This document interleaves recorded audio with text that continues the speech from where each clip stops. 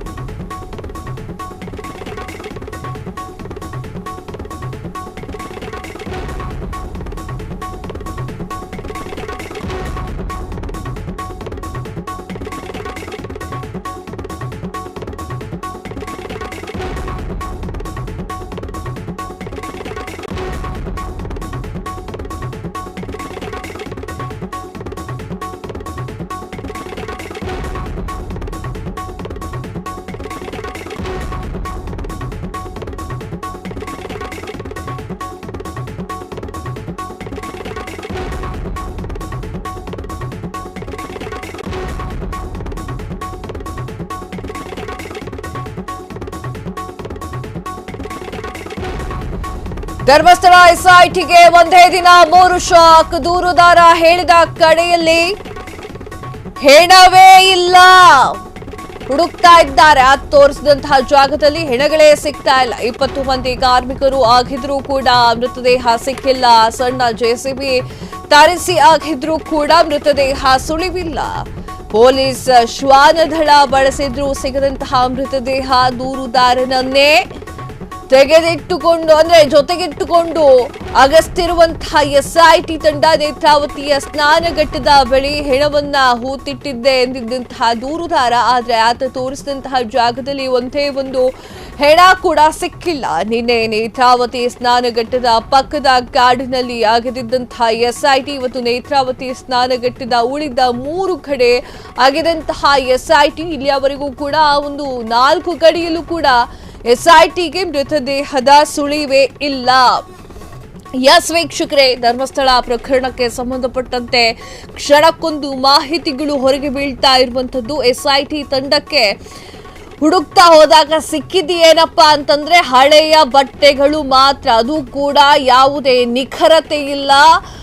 ಆ ಒಂದು ಹೆಣಕ್ಕೆ ಸಂಬಂಧಪಟ್ಟಿದ್ದ ಬಟ್ಟೆಯೇ ಅಂತ ಯಾರು ಕೂಡ ಅದನ್ನ ಹೇಳ್ತಾ ಇಲ್ಲ. ಯಾರು ಯಾಕೆ ಆ ದೂರುದಾರನೇ ಅದರ ಬಗ್ಗೆ ಒಪ್ಕೊಳ್ತಾ ಇಲ್ಲ. ಧರ್ಮಸ್ಥಳ ಎಸ್ಐಟಿಗೆ ಒಂದೇ ದಿನ ಮೂರು ಶಾಕ್ ಆದಿರುವಂತದ್ದು. ದೂರುದಾರ ಹೇಳಿದ ಕಡೆ ಹುಡುಕ್ತಾ ಇದ್ದಾರೆ, ಆದ್ರೆ ಆತ ತೋರಿಸಿದ ಜಾಗಗಳಲ್ಲಿ ಹೆಣಗಳೇ ಸಿಗ್ತಾ ಇಲ್ಲ. ಹೇಗೆ ಸಿಗುತ್ತೆ 1995ರಿಂದ 2014ರವರೆಗೆ ಹೂತಿಟ್ಟಿದ್ದೇನೆ ಅಂತ ಹೇಳಿದ್ದಾನೆ. 14ರ ನಂತರ ಅದರ ಬಗ್ಗೆ ಸುಳಿವೇ ಇಲ್ಲ. ಆತ ಇಲ್ಲವೇ ಇಲ್ಲ. ಆತ ಬೇರೆ ಕಡೆಯಲ್ಲಿದ್ದಾನೆ. ಆತ ತಾನು ಊರು ಬಿಟ್ಟು ಹೋಗಿದ್ದೆ ಅನ್ನುವಂತಹ ಮಾಹಿತಿಯನ್ನ ಕೊಡ್ತಾನೆ ಎಸ್ಐಟಿ ಟೀಮ್ಗೆ. ತದಾದ ನಂತರ ಹೆಚ್ಚು ಕಮ್ಮಿ 11 ವರ್ಷ ಆದ್ಮೇಲೆ ಎಲ್ಲಿ ಸಿಗತ್ತೆ ಅದು? ಯಾವ ಕಡೆಯಿಂದ ಸಿಗುತ್ತೆ? ಧರ್ಮಸ್ಥಳ ಎಸ್ಐಟಿ ತನಿಖಾ ತಂಡಕ್ಕೆ ಮೂರು ಶಾಕ್ ಆದಿದೆ. 20 ಮಂದಿ ಕಾರ್ಮಿಕರು ಅಗೆಯುವಂತಹ ಕೆಲಸವನ್ನ ಮಾಡ್ತಾ ಇದ್ರು ಕೂಡ ಮೃತದೇಹಗಳು ಸಿಗ್ತಾ ಇಲ್ಲ. ಸಿಕ್ಕ ಜೆಸಿಬಿಯನ್ನ ಸಣ್ಣ ಪುಟ್ಟದ ಜೆಸಿಬಿಯನ್ನ ತರಿಸಿ ಆಗಿದ್ರೂ ಕೂಡ ಮೃತದೇಹ ಸಿಗ್ತಾ ಇಲ್ಲ. ಮೃತದೇಹ ಸಿಗೋದಿಲ್ಲ, ಅದರ ಪಳವಳಿಕೆಗಳು ಸಿಗುತ್ತೆ. ಆ ಪಳವಳಿಕೆಗಳು ಕೂಡ ಸಿಗ್ತಾ ಇಲ್ಲ. ಸಣ್ಣ ಜೆಸಿಬಿಯನ್ನ ತರಿಸಿ ಅಗೆಯಲಾಗ್ತಾ ಇದೆ.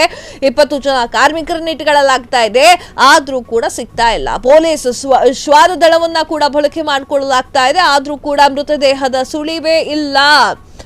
ಎಲ್ಲಿ ಪಾಯಿಂಟ್ ಔಟ್ ಮಾಡಿದಾನೋ ಅಲ್ಲಿ ಆ ಒಂದು ಮೃತದೇಹಗಳು ಅಥವಾ ಅದರ ಪಳವಳಿಕೆಗಳೇ ಇಲ್ಲ. ನನಗೊಂದು ಡೌಟ್ ಇದೆ, ಈತ ಹೆಣವನ್ನ ಹೂತಾಕದ ಮೇಲೆ ಅಲ್ಲೇನಾದ್ರು ಕಲ್ಲಿಗಿಲ್ಲಿ ಇಟ್ಬಿಟ್ಟು ಬಂದಿದ್ನ ಇದೇ ಜಾಗ ಅಂತ ಹೇಳಕ್ಕೆ ಅಂತ? ಯಾಕಂತಂದ್ರೆ ಅಷ್ಟು ವರ್ಷ 11 ವರ್ಷ ಆದ್ಮೇಲೆ ಅದೇ ಜಾಗ ಅಂತ ಪರ್ಟಿಕ್ಯುಲರ್ ಆಗಿ ಹೇಳೋಕೆ ಹೆಂಗೆ ಸಾಧ್ಯ?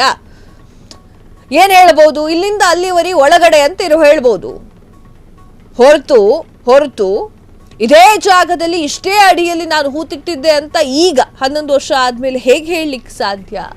ಅಲ್ಲೇನ್ ಕಲ್ಗಿಲ್ ನೆಟ್ಟಿಟ್ಟು ಬಂದಿದ್ನಾ ಅನ್ನೋದು ಒಂದು ಪ್ರಶ್ನೆ. ಈಗ ನಿನ್ನೆ ಏನಾಗಿತ್ತು ಅಂತಂದ್ರೆ ನೇತ್ರಾವತಿಯ ಕಾಡಿನಲ್ಲಿ ಹುಡುಕಲಾಗಿತ್ತು. ನೇತ್ರಾವತಿ ನದಿ ಪಕ್ಕದಲ್ಲಿರುವಂತಹ ಕಾಡಿನಲ್ಲಿ ಹುಡುಕಲಾಗಿತ್ತು. ಇಟಾಚಿಯನ್ನ ತೆಗೆದುಕೊಂಡು ಬಂದು ಹೆಣ ಇದೆಯಾ ಅಥವಾ ಪಳವಳಿಕೆ ಇದೆಯಾ ಅನ್ನುವಂಥದ್ದನ್ನ ನೋಡಲಾಗಿತ್ತು. ಆದರೆ ನೇತ್ರಾವತಿ ಸ್ನಾನಘಟ್ಟದ ಬಳಿ ಇವತ್ತು ಹುಡುಕಲಾಗಿದೆ. ದೂರುದಾರ ಹೇಳದಂತೆ ಏನೂ ಕೂಡ ಅಲ್ಲಿ ಸಿಗ್ತಾ ಇಲ್ಲ. ಎಸ್ ವೀಕ್ಷಕರೇ, ನೀವು ಸ್ಕ್ರೀನ್ ಮೇಲೆ ನೋಡ್ತಾ ಇದ್ದೀರಾ, ದೂರುದಾರನ ಮುಖವನ್ನು ಕೂಡ ಕವರ್ ಮಾಡ್ಕೊಂಡು ಬರ್ತಾ ಇರುವಂತಹ ದೃಶ್ಯ ಒಂದ್ ಕಡೆ ಆದ್ರೆ, ಈ ಕಡೆ ಚಿಕ್ಕ JCB ನಿಲ್ಸ್ಕೊಂಡಿರುವಂತಹ ದೃಶ್ಯವನ್ನ ಈಗ ನೀವು ನೋಡ್ತಾ ಇರುವಂತದ್ದು. ಸೊ ಯಾವ ರೀತಿಯಲ್ಲಿ ಅರಣ್ಯ ಇಲಾಖೆಯವರು ಹಾಗೆ ಕಂದಾಯ ಇಲಾಖೆಯವರು ಹಾಗೆ ವಿಧಿವಿಜ್ಞಾನ ಪ್ರಯೋಗಾಲಯದ ಒಂದಿಷ್ಟು ಜನರು ಅಧಿಕಾರಿಗಳು ಹೇಗೆ ಜಮಾಯಿಸಿದ್ದಾರೆ ಅನ್ನುವಂಥದ್ದನ್ನ ನೋಡಬಹುದು. ಧರ್ಮಸ್ಥಳ ಫೈಲ್ಸ್ ಪ್ರಕರಣ ಈಸಿಯಾಗಿ ಕಂಡ್ರು ಕೂಡ ಅದು ಈಸಿ ಅಲ್ಲ, ಬಹಳ ರೋಚಕವಾಗಿರುತ್ತೆ. BC ಪಾಟೀಲ್ ಒಂದು ಮಾತು ಹೇಳಿದ್ದಾರೆ. ಏನು ಹೇಳಿದ್ದಾರೆ? ಅದು ಏನು ಅಂತಂದ್ರೆ, ಆ ಒಂದು ಮಾನಸಿಕ ಸ್ಥಿತಿಯನ್ನ, ಆ ಒಂದು ದೂರುದಾರನ ಮಾನಸಿಕ ಸ್ಥಿತಿಯನ್ನು ಕೂಡ ಚೆಕ್ ಮಾಡಿಸ್ಬೇಕು ಅನ್ನುವಂಥ ಮಾತುಗಳನ್ನ ಆಡಿದ್ರು. ಸೊ ಆ ಒಂದು ನಿಟ್ಟಿನಲ್ಲಿ ಈಗ ಶೋಧ ಕಾರ್ಯಗಳೆಲ್ಲವೂ ನಡೀತಾ ಇದೆ. ಆದರೆ ಹೆಣಗಳು ಸಿಗ್ತಾ ಇಲ್ಲ. ಹೆಣಗಳ ಬದಲಿಗೆ ನೇತ್ರಾವತಿಯ ನದಿಗೆ ಸ್ನಾನಕ್ಕೆ ಅಂತ ಹೋಗಿರ್ತಾರಲ್ಲ, ಅವರು ಬಿಟ್ಟು ಹೋಗಿರುವಂತಹ ಸಾಕಷ್ಟು ಬಟ್ಟೆಗಳು ಮಾತ್ರ ಸಿಗ್ತಾ ಇದೆ ಹೊರತು ಹೆಣ ಸಿಗ್ತಾ ಇಲ್ಲ, ಮೂಳೆ ತುಂಡು ಕೂಡ ಸಿಗ್ತಾ ಇಲ್ಲ. ಅದು ಹೇಗೆ ಸಾಧ್ಯ? ಇದು 2014 ನಂತರ ಬೇರೆ ಕಡೆ ಹೋಗಿರ್ತಾನೆ, ತದಾದ ನಂತರ ಅದನ್ನು ಹೊರಗೆ ತೆಗೆಯಲಾಯ್ತಾ? ಈ ಒಂದು ಪ್ರಶ್ನೆಯೂ ಕೂಡ ಉದ್ಭವ ಆಗುತ್ತೆ. ತದಾದ ನಂತರ ಹೊರಗೆ ತೆಗೆಯಕ್ಕಾಯ್ತಾ? ಅಥವಾ ದೂರುದಾರ ಒಬ್ಬವನೇ ಅದಷ್ಟು ಹೆಣವನ್ನ ಹುಡುಕಿ ಅಥವಾ ಅದಷ್ಟು ಹೆಣವನ್ನ ಅಗೆಯುವಂತಹ, ತೋಡುವಂತಹ, ಮುಚ್ಚುವಂತಹ ಕೆಲಸವನ್ನ ಮಾಡಿದ್ನ, ಅಥವಾ ಆತನ ಜೊತೆಗೆ ಮತ್ಯಾರು ಇದ್ರ? ಇದು ಕೂಡ ಈಗ ಪ್ರಶ್ನೆ ಬರುತ್ತೆ.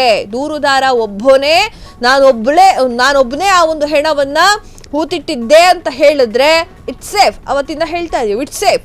ಅಕಸ್ಮಾತ್ ಆತನ ಜೊತೆಗೆ ಮತ್ಯಾರು ಇದ್ರು ಅಂತಂದ್ರೆ ಅದು ಇಷ್ಟೊತ್ತಿಗೆ ಏನಾಗಿರುತ್ತೆ ಯಾರಿಗ್ ಗೊತ್ತು? ಇವೆಲ್ಲ ಪ್ರಶ್ನೆಗಳು ಕೂಡ ಈಗ ಉದ್ಭವ ಆಗ್ತಾ ಇರುವಂತದ್ದು. ಪೊಲೀಸ್ ಜೊತೆಗೆ ಶ್ವಾನವನ್ನು ಕೂಡ ಬಳಕೆ ಮಾಡಿಕೊಳ್ಳಲಾಗಿದೆ. ದೂರುದಾರನನ್ನು ಕೂಡ ಜೊತೆಗೆ ಇಟ್ಟುಕೊಂಡು ಯಾವುದೋ ಒಂದು ಬಟ್ಟೆ ಸಿಕ್ತು ಅಂದ ಕೂಡಲೇ SIT ತನಿಖಾ ತಂಡ ಕೇಳುತ್ತೆ, ಈ ಒಂದು ಬಟ್ಟೆ ಯಾವ್ದಾದ್ರು ಶವದ ಮೇಲೆ ಇರುವಂತದ್ದು ನಿನಗೆ ಗೊತ್ತಿದೆಯಾ ಅನ್ನುವಂಥದ್ದು. ಹಾಗೆ SIT ತನಿಖೆ ತಂಡ 1995ರಿಂದ 2014ರವರೆಗೆ ಯಾವ ಸ್ಟೇಷನ್ ನಲ್ಲಿ ಯಾರ್ಯಾರು ಕಾರ್ಯವನ್ನ ನಿರ್ವಹಿಸಿದ್ರು ಅನ್ನುವಂತಹ ವಿಚಾರವನ್ನು ಕೂಡ ಈಗ ಕಲೆ ಹಾಕ್ತಾ ಇರುವಂತದ್ದು. ದೂರುದಾರನನ್ನ ಇಟ್ಟುಕೊಂಡು ಅಸ್ಥಿ ಪಂಜರಕ್ಕಾಗಿ ಹುಡುಕ್ತಾ ಇರುವಂತದ್ದು. ನೇತ್ರಾವತಿಯ ಸ್ನಾನಘಟ್ಟದ ಬಳಿ ಹೆಣ ಹೂತಿಟ್ಟಿದ್ರು. ಮಳೆ ಬಂದರೂ ಕೂಡ ಈ ಒಂದು ಶೋಧ ಕಾರ್ಯ ಮುಂದುವರಿಸಿದ್ದಾರೆ. ಶೋಧ ಕಾರ್ಯವನ್ನು ಮುಂದುವರಿಸಿರುವಂತಹ SIT ತನಿಖಾ ತಂಡಕ್ಕೆ ಏನೂ ಸಿಗ್ತಾ ಇಲ್ಲ. ಇದಕ್ಕೆ ಸಾವಿರಾರು ಪ್ರಶ್ನೆಗಳು ಉದ್ಭವ ಆಗುತ್ತೆ ವೀಕ್ಷಕರೇ. ಪ್ರಶ್ನೆ 1, ಆತನನ್ನ ಮೊದಲು ಸರಿಯಾಗಿ ಮಾನಸಿಕ ಅಸ್ವಸ್ಥನೋ ಅಲ್ಲವೋ ಅನ್ನೋದನ್ನ ಚೆಕ್ ಮಾಡಿಸ್ಕೊಳ್ಬೇಕಾಗಿತ್ತಾ ಎನ್ನುವಂತಹ ಪ್ರಶ್ನೆ ಈಗ ಮೂಡ್ತಾ ಇದೆ.